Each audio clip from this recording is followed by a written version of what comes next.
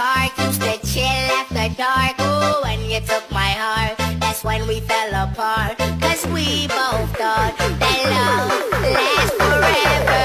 Lasts forever.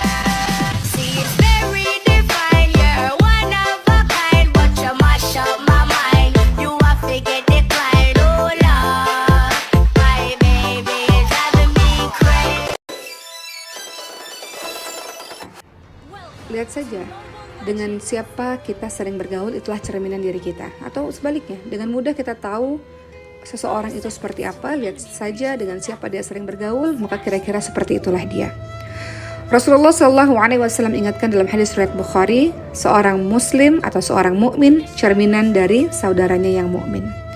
Jadi kalau seseorang biasa berkumpul dengan orang yang hobinya zina, maka kurang lebih dia seperti itu.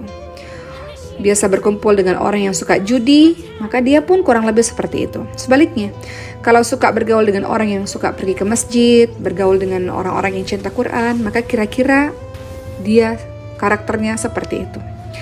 Allah Subhanahu wa Ta'ala menciptakan ruh dan menciptakan sifat-sifat khusus untuk ruh tersebut. Nabi Muhammad SAW bersabda, sahabat sekalian, dalam Bukhari Muslim, ruh-ruh itu bagaikan pasukan yang berkelompok. Jika mereka saling mengenal, maka mereka akan bersatu. Dan jika tidak saling mengenal, maka mereka akan berpisah. Jadi memilih teman yang baik adalah sesuatu yang kita tidak bisa anggap remeh. Islam mengajarkan kita untuk tidak salah dalam memilih teman dekat. Apa kata Rasul? Seseorang itu tergantung pada agama temannya. Oleh karena itu, salah satu di antara kalian hendaknya memperhatikan siapa yang dia jadikan teman. Kenapa? Karena teman bisa mempengaruhi segala hal, sahabat sekalian, teman dekat dalam hal ini. Bisa mempengaruhi agama seseorang, pandangan hidup, kebiasaan, sifat-sifat seseorang. Maka berhati-hatilah dalam memilih teman dekat untuk diri kita. Ada seseorang namanya Syekh Abdul Muhsin Al-Qasim. Beliau adalah Imam Masjid Nabawi dan Hakim Mahkamah Syariah di Madinah. Beliau berkata, sifat manusia itu cepat terpengaruh dengan teman pergaulannya. Bahkan manusia saja bisa terpengaruh bahkan dengan seekor ternak. Kata Rasulullah apa dalam hadis riwayat Bukhari Muslim? Kesombongan dan keangkuhan terdapat pada orang-orang yang meninggikan suara di kalangan pengembala onta, dan ketenangan terdapat pada pengembala kambing.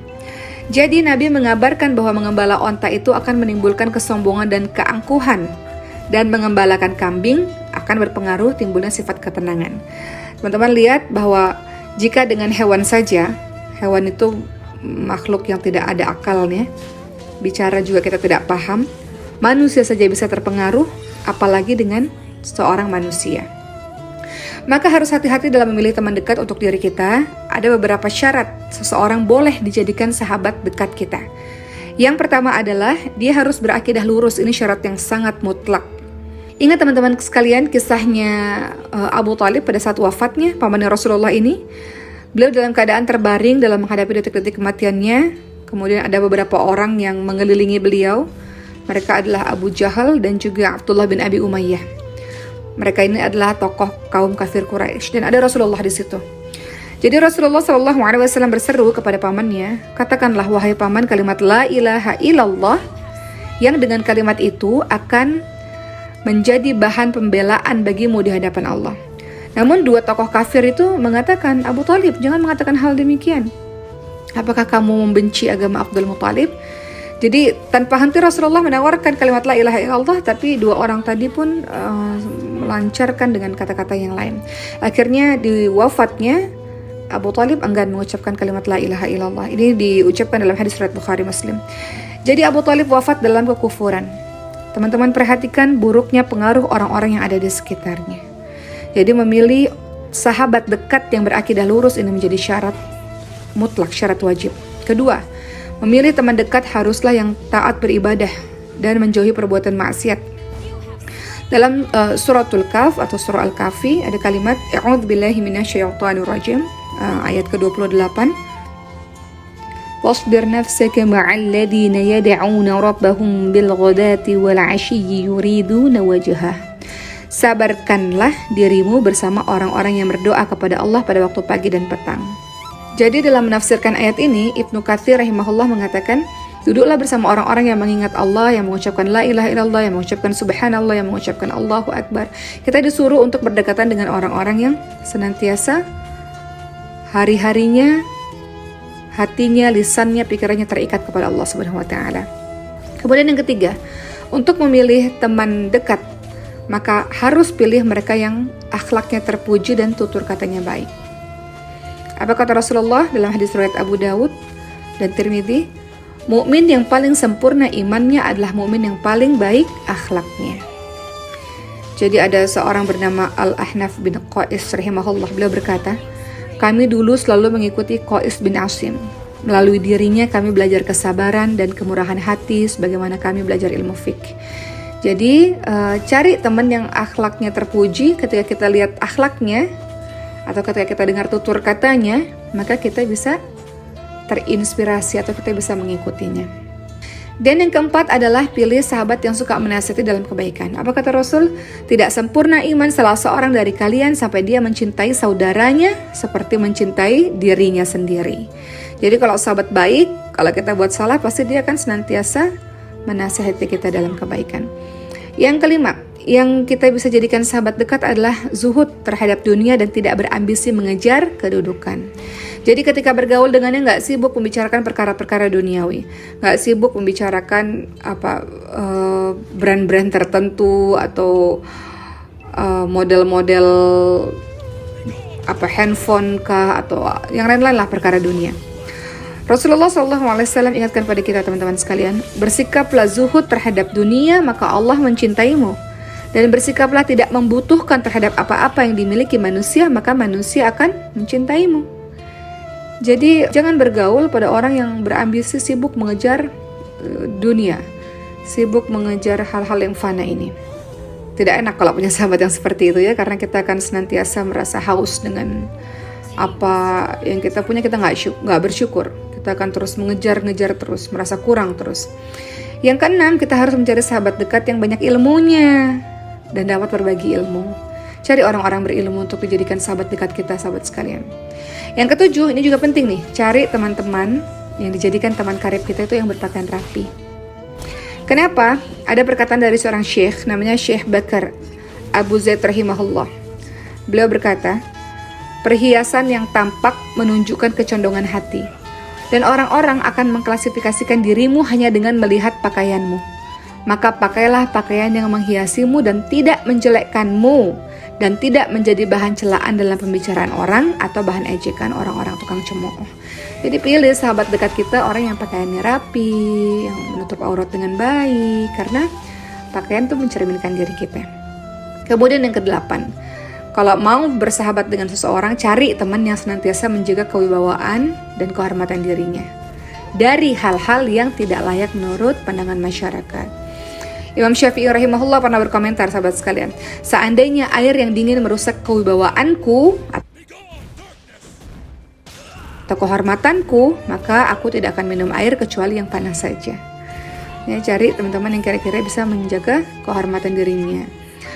Kemudian yang terakhir, cari sahabat dekat mereka yang meninggalkan hal-hal yang tidak bermanfaat.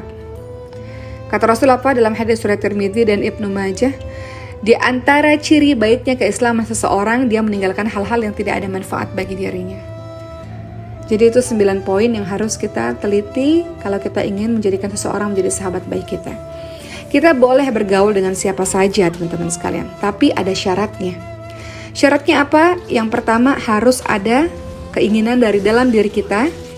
Keinginannya adalah untuk berdakwah.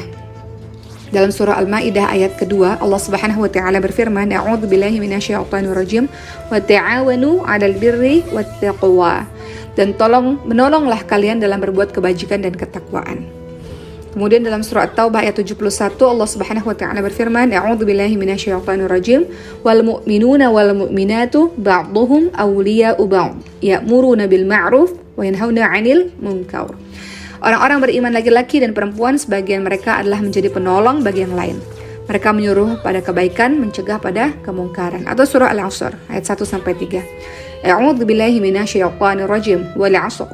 Innal insana lafi khusr إلا الذين آمنوا وعملوا الصالحات وتواصوا بالحق وتواصوا بالصبر. Demi masa, sesungguhnya manusia berada dalam kerugian kecuali mereka yang beriman, mengerjakan amal salih, nasihat menasihati supaya mentaati kebenaran, dan nasihat menasihati supaya menetapi kesabaran. Jadi boleh bergaul dengan siapa saja, tapi kita bergaul dengan siapa saja itu untuk kita berdakwah, untuk kita mewarnai. Ya, kemudian yang kedua, kita boleh bergaul dengan siapa saja, tapi kita harus mempertimbangkan sisi kemaslahatan, kebaikan, dan mudarat dan bahayanya yang akan terjadi pada diri kita dan orang-orang lain di sekitar kita. Kalau sekiranya kita bergaul dengan dia dan kita yakin kita bisa rubah dia, bergaul dengannya. Tapi kalau kita bergaul dengannya dan kita rasa mereka terlalu besar kelompoknya dan terlalu besar pengaruhnya, sementara saya ini seorang diri, rasanya saya lemah untuk bisa mempengaruhi mereka, ya sudah, jangan bergaul dengan kelompok yang seperti itu. Khawatir dirimu yang akan terbawa. Saya mengutip perkataan dari Syekh Muhammad Al-Utsaimin rahimahullah sebagai penutup pada hari ini. Kata beliau, jika di dalam pergaulan dengan orang-orang fasik menjadikan sebab datangnya hidayah baginya, maka tidak apa berteman dengannya. Engkau bisa undang dia ke rumahmu, atau engkau datang ke rumahnya, bisa jalan-jalan bersamanya, dengan syarat tidak mengotori kehormatan dirimu dalam pandangan masyarakat. Betapa banyak orang-orang fasik mendapatkan hidayah dengan berteman dengan orang-orang yang baik. Jadi tadi teman-teman sekalian, yang pertama konsep dasarnya adalah kita berteman harus berteman dengan orang-orang yang baik. Kita cari ilmunya, kita contoh perilakunya, sehingga kita punya fondasi yang kokoh. Namun sekiranya kalau engkau ingin berdakwah kepada teman-teman lain yang belum mendapatkan hidayah, boleh saja setelah fondasimu kokoh dan engkau punya niat untuk bisa mengajak dia ke jalan kebaikan. Seperti itu. Mudah-mudahan teman-teman berhati-hati dalam memilih sahabat karib, sahabat dekat, karena Rasulullah ingatkan kita sesuai dengan sahabat kita, seseorang sesuai dengan agama temannya. Selamat bergaul, selamat berteman, dan kemudian silakan untuk memberikan pengaruh-pengaruh positif kepada teman-teman kita.